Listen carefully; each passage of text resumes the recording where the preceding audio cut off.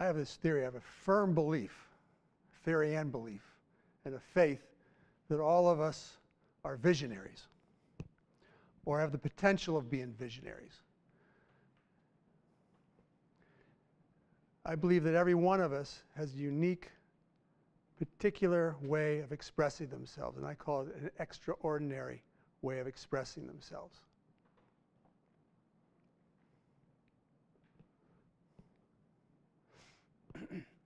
Welcome to my talk on how I don't teach art. Now, throughout the talk, I'm going to be showing artwork that's been done in my art studio by my students. And every time I show it, I'm going to ask you all to take kind of a deep breath to kind of open up to it. It'll be a little pause of breath through the talk. Oh, when I had this up in the art studio, when I was putting together my talk, some student snuck in and made a comment and said, "Art is not enough." And I said, oh man. But then I thought a second, this is beautiful, this is perfect, because art is not enough. I use art as a utilitarian tool to train my students in their abilities and skill at being creative.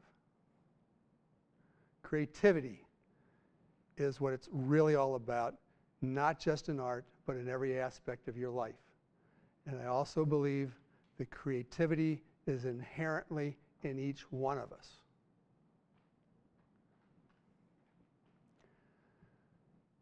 Now, I said before, I think we're all visionaries, and that means, to me, that you have a vision of the way you want your life to be, you have a vision of the way you want the world to be, you have a vision of how things should be. And you will use your creativity throughout your life to try to bring that to truth for you. Now, I'm a realist, and I know that this is a life work, and it's never, ever quite done. How do I get out of the way of the visionaries? I totally believe if I get out of the way in my art studio, the creativity is more likely to blossom in the students. Take a breath, please. This painting was done about 12 years ago by an 8th grader. Oh, every once in a while I'll tell you a little about some of the paintings. Sometimes I will, sometimes I won't. This one I'm going to say a little bit about, because when I saw it, it just totally struck me because I remember who this student was. And I also was paying attention to the news in the last month and know that Nepal was devastated by a horrible, horrible earthquake that unleashed avalanches. This was done by a Nepalese student that was going to school here at this school. And to me it was, oh my God, how prophetic. My job is to make and hold a space for the students to be able to be creative. Now you might think, well, of course they're going to be safe in a school, but our culture is often threatened by creativity because creativity means change. I myself am often threatened myself with my creativity because it may mean I might have to change. Take a breath.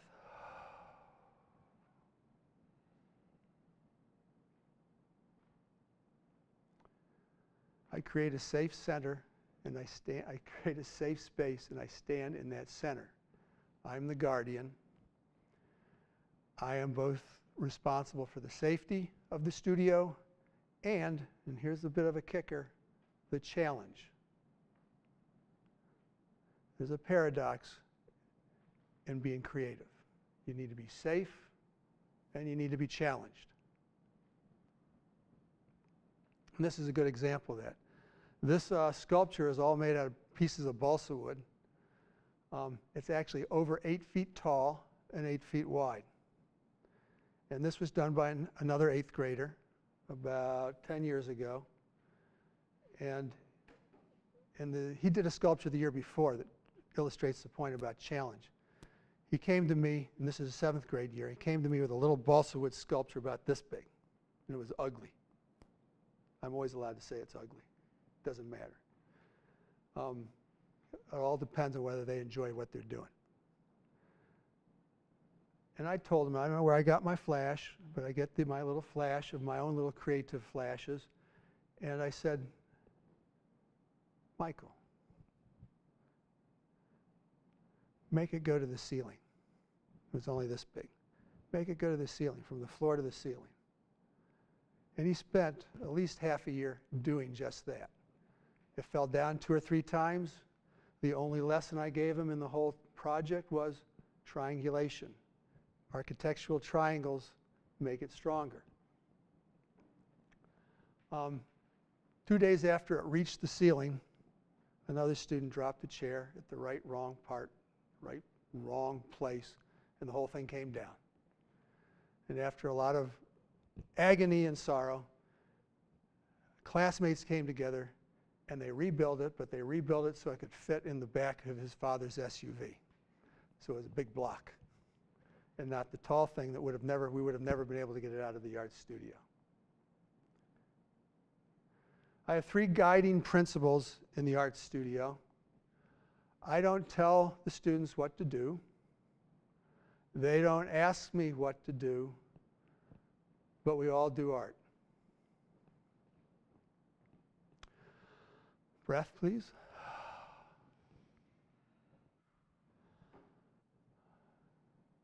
Look how beautiful. I do not tell the students what to do. Why not? Well, it's always struck me as that goes diametrically opposite to what I want to do, which is to have the kids practice creativity. Yes, the traditional methods say, well, we give them the parameters, we give them the time, we give them the materials, and we give them the lesson plan, and that's the parameters, and then they're creative within those parameters. Well, that's sort of artificial to me because there's always limitations. The studio is a limitation. The money we have is a limitation. Just limitations after limitations. And so there's always limits that we have to work in to be creative. That's fine. But I want the students to pay attention to what it takes for them to be creative. Oh, the student that made this named it fear. Can you feel that?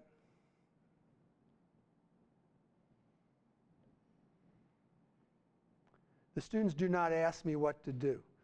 Often the students would come to me and say, should I do this? Would this be better? How should I do this? How should I do that? And I say, that's up to you.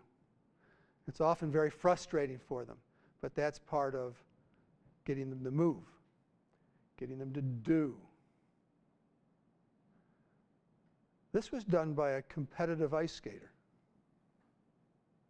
Then again, she was a junior about 12 years ago, and I love it. And I love it because it's an ice skater. It makes sense to me. The student and I will do art. We are here together. I work. I show them what it's like to be a professional artist.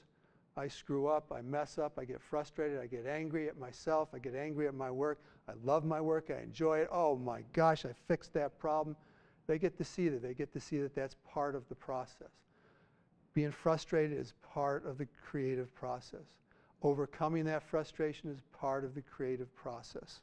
I want them to understand that, to feel it, to know it. Breath, please.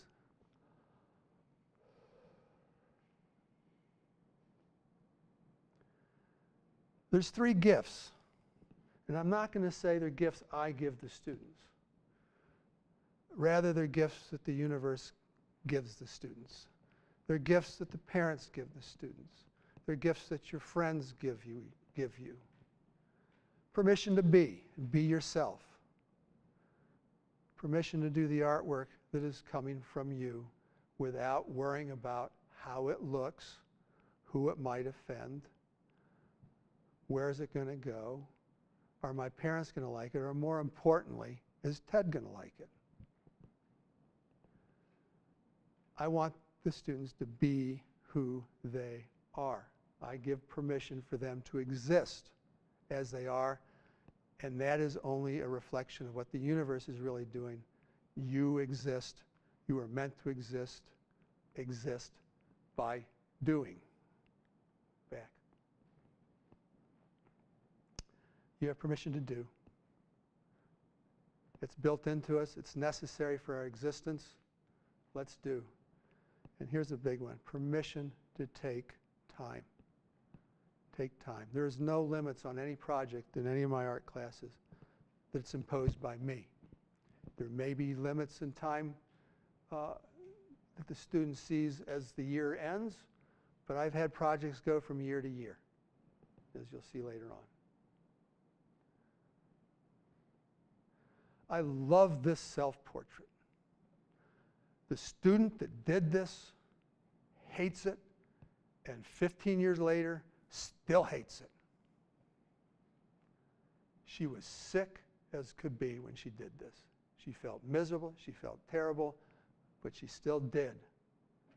I know I don't love it because of that. I love it because it really captures who she was at that day, at that moment, at that time. She still hates it. I love it. Oh, breathe. Again, to be. Be who you are. Do not be afraid to be who you are, but know who you're being.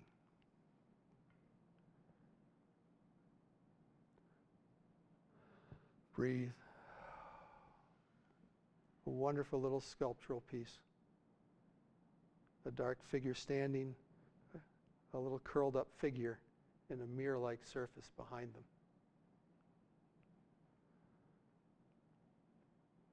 These are two balsa wood constructions that were made by two different students at the same time, sitting next to each other for over a year. They're meticulously put together. They use the same techniques in connecting wood. They learn from each other, but look how different. Look how different. And that difference showed up in their conversations and their banter every day. But they sat next to each other, built in two entirely different expressive things, using the same materials, using the same techniques. It just sort of blew me away. Again, to do. I often have students come to the art studio and sit down, and I can't think of what to do. I don't have any ideas. And I say, I don't care. Do. Do anything. Scribble. And I promise you, if you do, inspiration will come, ideas will come, but the doing most often comes first. I won't argue that sometimes the idea comes first. I won't argue that sometimes the inspiration comes first. But if you wait for them to come first, you're going to be waiting most of your life for your life to happen. Do, and inspiration will come. Now, I have this little thing I like to tell the kids. You know, you can do whatever you do. It only matters if you like it. But I'll tell you what I don't like. I don't like hearts. I don't like rainbows. I don't like pink ponies. I don't like cute stuff. Don't do cute stuff to try to please me because it won't work. But if you love to do hearts, do hearts. And do them, do them, do them, do them, do them. And this girl did hearts for 8 weeks. The last few hearts she did, I had to say that I liked them because they got kind of dark and gross and weird. And they weren't cute. But that's sort of the natural progression of things. If you do something, even if it's cute, if you do something long enough, it will take on its own character. It will become its own unique expression of who you are, which is a unique human being with an extraordinary way of expressing themselves. And when I say extraordinary, I don't mean it's better than anybody else. I mean it's different from everybody else. And it's cool. Oh, this painting, the painter of this painting is now a cheerleader for the Redskins. I could see it happening. Time. Again, back to time. I see time in two ways in art studio. One is a moment, and one is time extended. Here was a sculpture, another balsa wood sculpture, meticulously done, but just kept going from a tiny little thing where he thought he was done, and I said, go a little further, and did a little bit bigger. This is about 3.5, 4 feet long. We're looking straight down at it.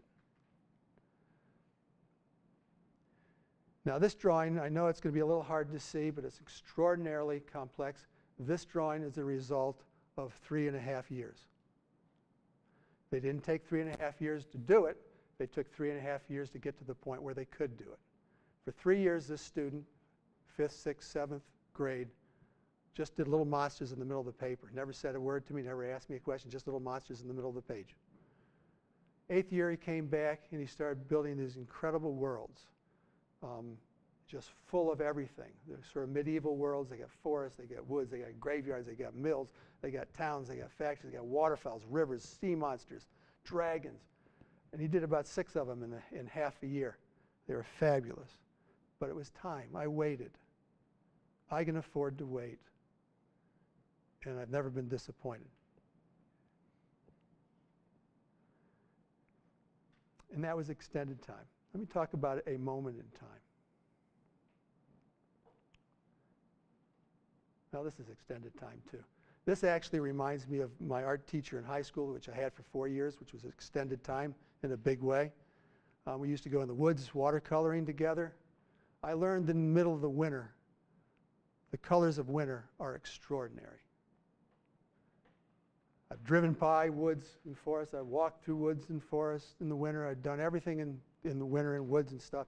I never really understood the beauty of color, of winter colors, until I started to paint them. And that was being with a teacher for 4 years. Okay, this is going to get to a moment. 3 years and a moment. So this is extended time and a moment in time. This student started at the school in sophomore year. Had a very distinct idea of what beauty was to measure up to. And she was doing things to try to subvert it. You can see that intestines are coming out of her. Should point up there. Kind of gross, but kind of beautiful at the same time. And the moment in time came, I had the student for 3 years, and in the first year, or the beginning of the second year when she did this painting, I asked her if she knew this artist. And I didn't even know the last name. I just knew the first name, Artemisia. This is a Renaissance, late Renaissance, early Baroque painter, Italian, female. And my student took that name, researched it, bought books on her. I heard her give a mini lecture for 45 minutes or an hour to a former student. And her intestines start to turn to fruit. And by the third year, senior year, she was doing quite a beautiful Renaissance imitative, kind of sketchy, modern painting where the bloody stuff could be grape juice, in my viewpoint. But she had the time to develop an idea, ended up getting a huge scholarship for college on the idea, not just the skill of the drawing, painting. Art is the possibility of transformation. Now when I say creativity is the possibility of transformation. And creativity is not just limited to art. In fact, the most important thing you can be creative with, the ultimate most important thing you can be creative with and need to be creative with is your relationships. You're a visionary for the life you want to live. You have a creative ability that will work for you if you utilize it and practice it into building the world, the life you want is within your grasp. It is worthy of you to do so. And your life will be difficult, but it will be interesting. Thank you very much.